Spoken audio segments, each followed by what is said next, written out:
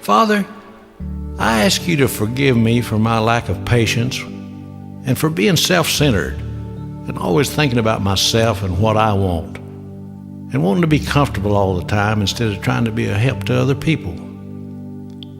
Most of all, I pray that you'll help me to always be gentle and good and understanding with this woman who's chose to live her life with me.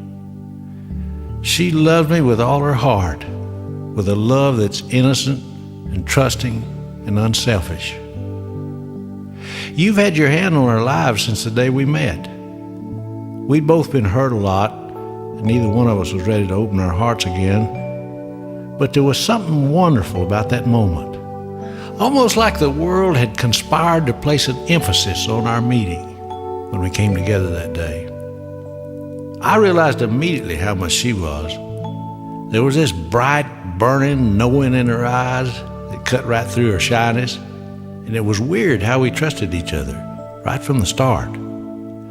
Whatever kind of carpet there was in that room caused an electric shock when our hands touched, and we both laughed, and it all got started in a relaxed and easygoing way, and you brought us along and brought us through everything that could have wrecked us along the way. Every time I look at her, I see the little girl who believes the world's a good place, that everybody's got good in them, and that darkness is just a place the light hadn't got to yet. Father, help me to trust you the way she trusts you. I want to have that kind of faith. No matter how bad things look, she believes if she does her best and tries hard enough, everything will turn out all right. Forgive me for being in such a hurry all the time and being worried when there really isn't any reason for it.